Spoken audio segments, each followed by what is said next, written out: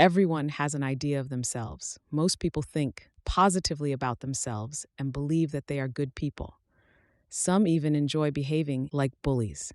Some people have high self esteem while others just deceive themselves. Like many people, I've always had good self esteem. As an adult, I strengthened it even more by investing time and money in noble causes. I was born into a wealthy family, the only child with a surname that attracted attention.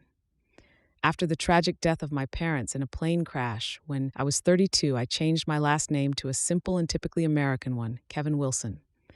I inherited 90% of their fortune. But let's talk about everything in order. At the age of 35, I unsuccessfully tried to build a personal life twice. I've always been a big man. At 165 centimeters tall, I weighed 110 kilograms, just like in my first year of college, and I was attracted to tall blondes. Because of my wealth, the women I dated were also wealthy, although not on the same level as my parents. My marriages didn't work out. And I explain this by saying that I loved my wives more than they loved me. Perhaps they were more interested in money than feelings. They will probably say that I was more focused on the physical side of the relationship than the emotional side. Anyway, it's already gone. After the second divorce, I often went on dates and even used the services of professionals, but all this was devoid of real sincerity and mutual interest. I founded a charity called Help for Shoes, HBS, which helped unemployed people develop professional skills. We focused on young people. The organization quickly became successful thanks to significant investments and highly qualified employees. Interestingly, only one person in the organization knew that I and my funding were behind everything. For the rest, I was just someone who was engaged in purchases, although I often went to the field and helped in workshops. One of the best employees at HBS was Jeff Jameson, a man with a pronounced personality and excellent skills in working with our clients. His wife, Ashley, was the exact opposite of Jeff. Ash is a short brunette with a brusque manner that I've never really liked. She seemed rude, self-confident, and always ready to express her opinion. Despite this, she was somehow devoted to Jeff, and their marriage seemed strong. At one of the corporate events, Ash was more noisy than usual and made an unpleasant comment in response to a dance song. I couldn't stand it and said, "Ash, don't you ever get tired of being rude?" With these words, I decided to turn the situation into a joke, raised it, took a couple of dance steps, and lowered it. To my surprise, instead of anger, she laughed. This changed our communication a bit, making it more relaxed, and subsequent meetings. Over time, our relationship improved. At one of the events, Ash got drunk and came up to me and asked for advice about a gift for Jeff.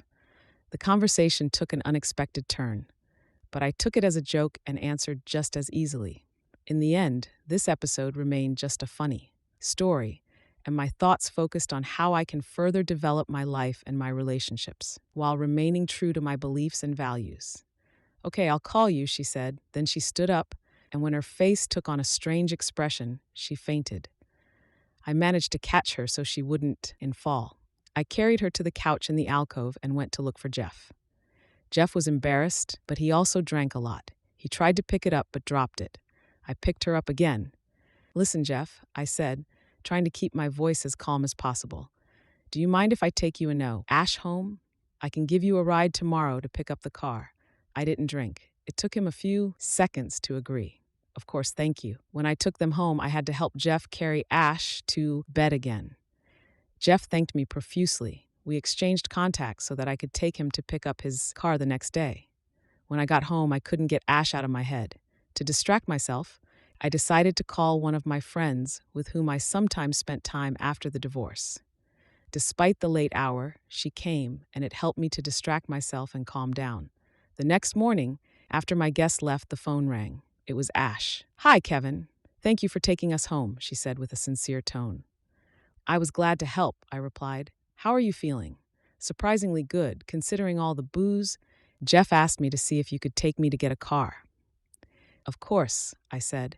"When will it be convenient for you?" "In 15 minutes. "Agreed," I replied. When I arrived, Ash was already waiting for me at the house. We chatted all the way to her car. At the end of the journey, when we got to the place, she asked us to turn off the engine for a while. "We need to discuss something," she began. I tensed, afraid that she would remember our conversation at the party. Don't pretend, she continued with a slight smile. You promised to help me make Jeff a great Christmas present. What are you talking about? I asked, trying to look innocent. You know, she replied calmly. We discussed this yesterday. You said you could help me with the money. I tried to turn the conversation to something else, but Ash continued confidently. She explained that her request was just a way to please Jeff and that it would remain between us. It's just a deal, she said. You're helping me, I'm helping you, it's simple. We will not complicate this with any personal questions. Although this situation was extremely awkward, I did my best to keep my composure and avoid further discussions. Pick me up on Tuesday at lunch. Here's my boss's business card. Call the direct number when you get to the building, and I'll come right out. Thanks for the ride. She smiled and got out of the car, heading for her car. I was like a zombie for the rest of the day. It was hard to get rid of the thoughts, knowing that Ash was Jeff's wife, but not enough to give it all up. I was trying to figure out why I was so attracted to her. Her appearance was attractive, although not exactly my type, and her behavior made her mysterious. Nevertheless, I had conflicting feelings. I picked her up at lunch on Tuesday as planned. We went to the clinic to get tested. All the rapid tests were negative, and for the rest of the results, it was necessary to wait a week. It took a whole hour, not counting the road. Okay, now we only have an hour, and I want to get the first half of the payment now. $750, she said, getting ready to get out of the car. How do I know you won't just take the money and change your mind? I asked. I won't change my mind, she replied in a serious tone. I'll tell you what, I'll give you $400 now and the rest when it's done. I said, taking out my wallet. That's settled, she said, taking the money. We agreed to meet in a week after the final test results are ready. I decided to rent a hotel room near her office. Why not at your place? She was surprised. I have my reasons. You'll like the hotel, I replied. The thing is, I didn't want anyone to know how rich I was. Outwardly, my life was modest. I drove a Toyota Prius, although I had more expensive cars in my garage. My house was worth several $1,000,000, but I tried to hide my fortune. Okay, she replied with a shrug.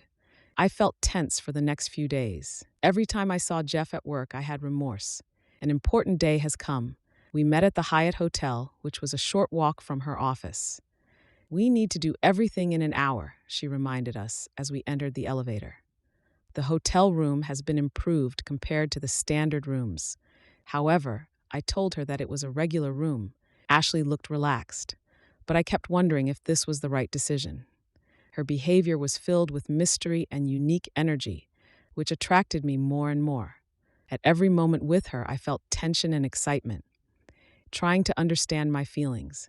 She seemed very sensitive and emotional, and our communication became deeper and more sincere every day.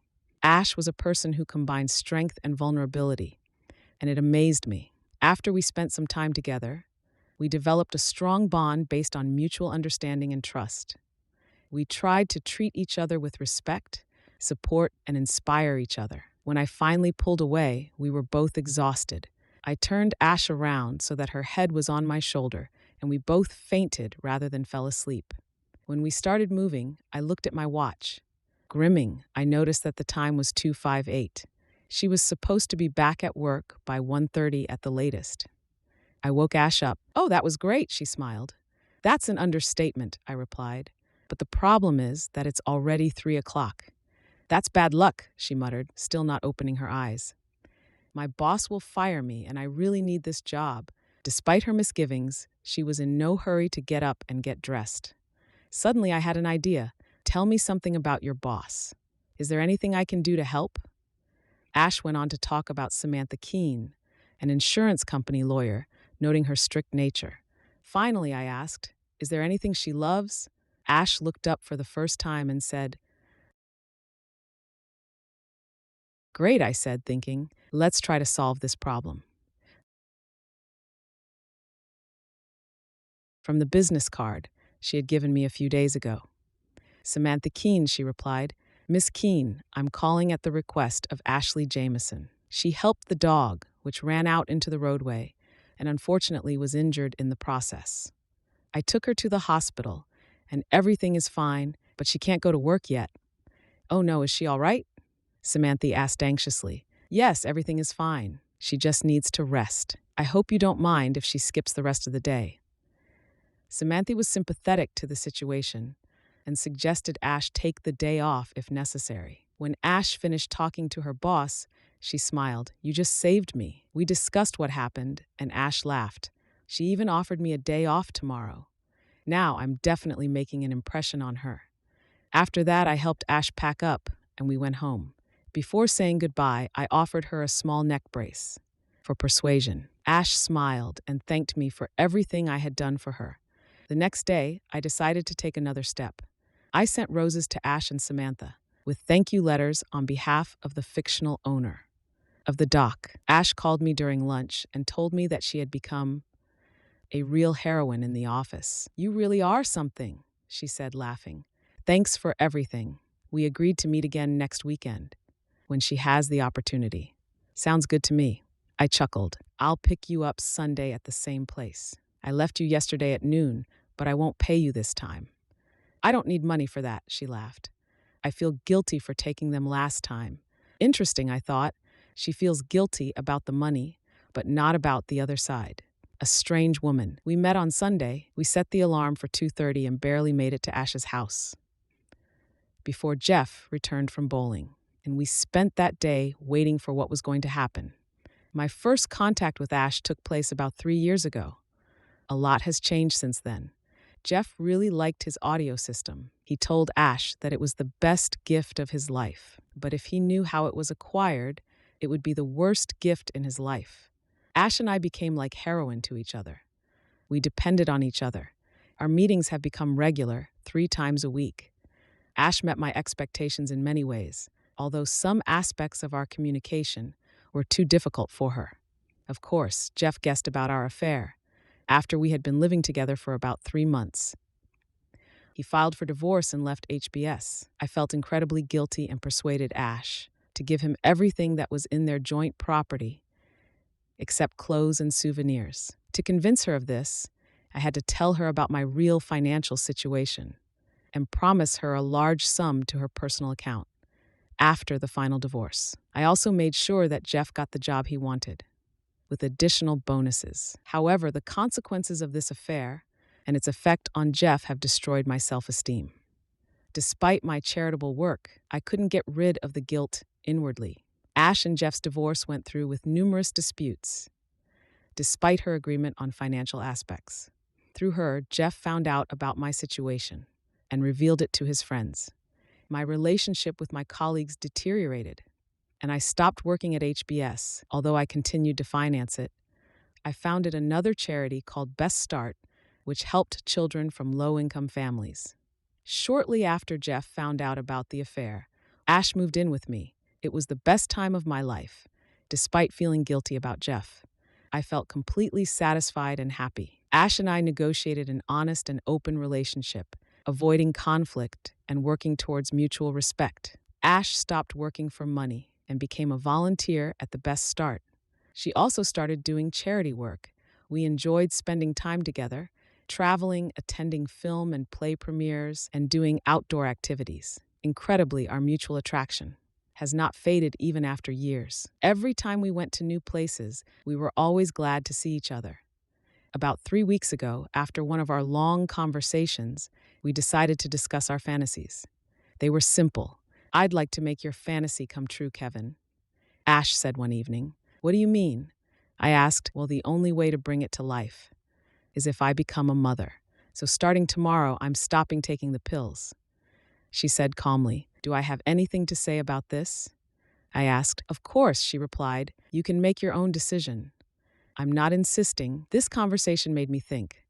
I've always wanted an heir, and maybe it was a sign that it was time to make this decision. I think I'll be ready to take the next step in my life soon. Yet, I'm not going to say it's time to say it's time to say it's time to say it's time to say it's time to say it's time to say it's time to say it's time to say it's time to say it's to say it's time to say it's time to say it's time to say it's time to say it's time to say it's time to say it's time to say it's time to say it's time to say it's to say it's